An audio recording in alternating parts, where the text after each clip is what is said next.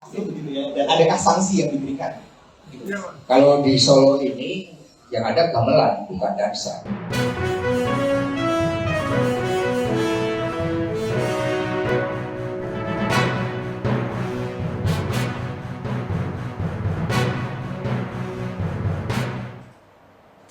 Halo Tribuners, jumpa lagi bersama dengan saya Kusno Asyifah dalam tayangan Breaking News di Tribun Lampung.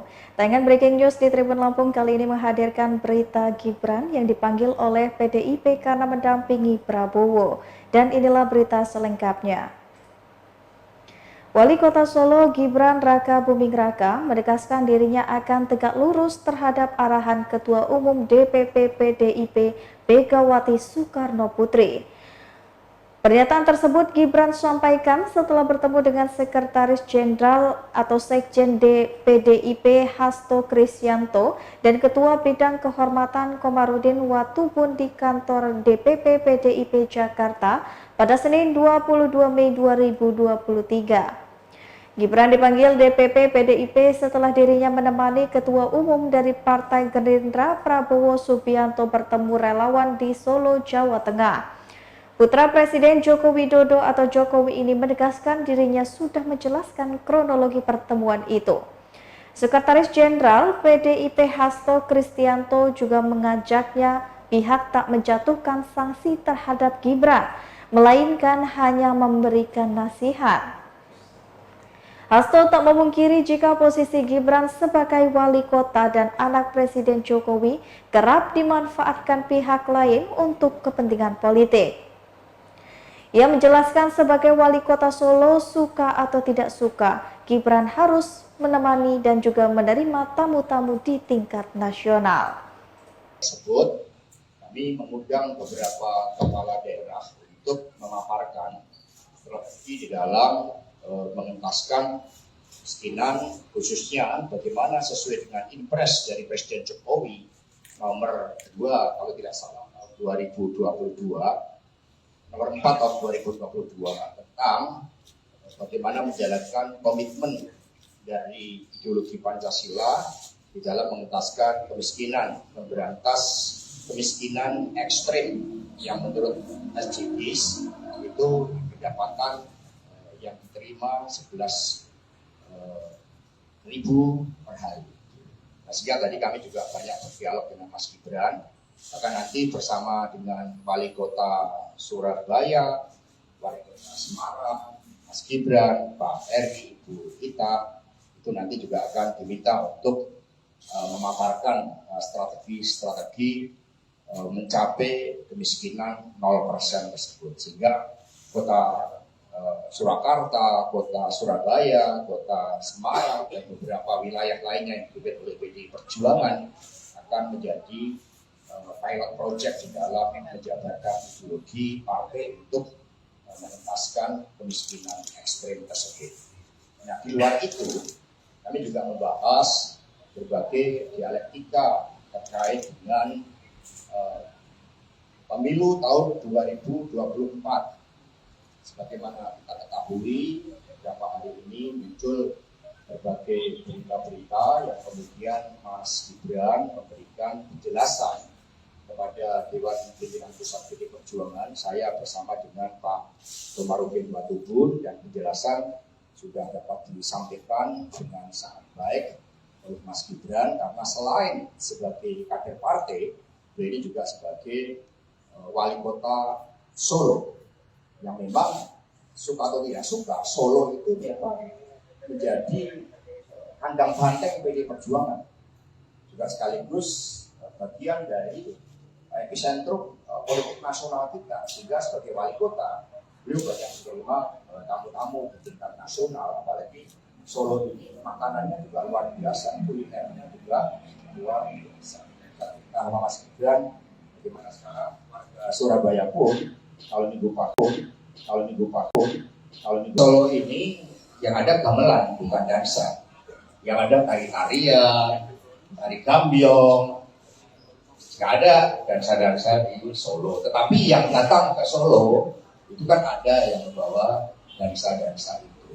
Solo ini kan ada slow-nya, ada dinamiknya, tetapi keharmonian Solo itu ngewayu Hanuning Bawono.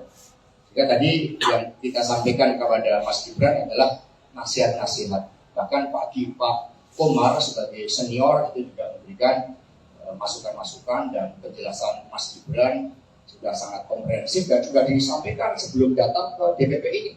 Kemarin Mas Gibran kan juga membuat pernyataan melakukan klarifikasi terhadap berbagai framing yang terjadi. Beliau juga meminta maaf melalui media dan kami sudah menerima seluruh penjelasan itu. Sehingga mari kita kemudian turun ke bawah semuanya membangun prestasi yang terbaik di wilayah kerjanya masing-masing.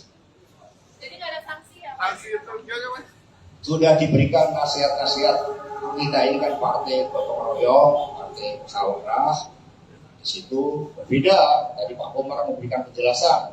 Kalau sudah senior partai kemudian tidak memahami perintah Ibu Ketua Umum kebijakan partai, itu lain persoalan. Ini kan kemudian kapasitas Mas Gibran sebagai wali kota dan tidak bisa dilupakan. Beliau juga anak dari Presiden Jokowi. Sehingga banyak yang kemudian mencoba untuk menggunakan posisi itu sebagai cara di dalam meleverage berbagai kepentingan politiknya. Dan ketika saya cerita kepada ibu juga memahami berbagai dinamika politik seperti itu. Ya cukup ya. Baik, terima kasih dan mohon maaf tidak ada doorstop. Terima kasih. Coba bareng Merdeka.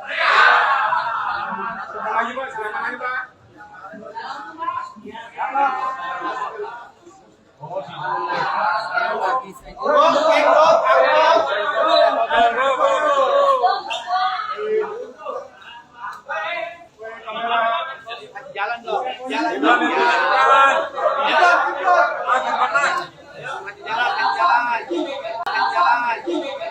Tersebut kami mengundang beberapa kepala daerah untuk memaparkan strategi di dalam mengentaskan kemiskinan, khususnya bagaimana sesuai dengan impres dari Presiden Jokowi nomor 2 kalau tidak salah 2022, nomor 4 tahun 2022 tentang bagaimana menjalankan komitmen dari ideologi Pancasila di dalam mengentaskan kemiskinan, memberantas kemiskinan ekstrim yang menurut SDGs itu pendapatan yang diterima 11.000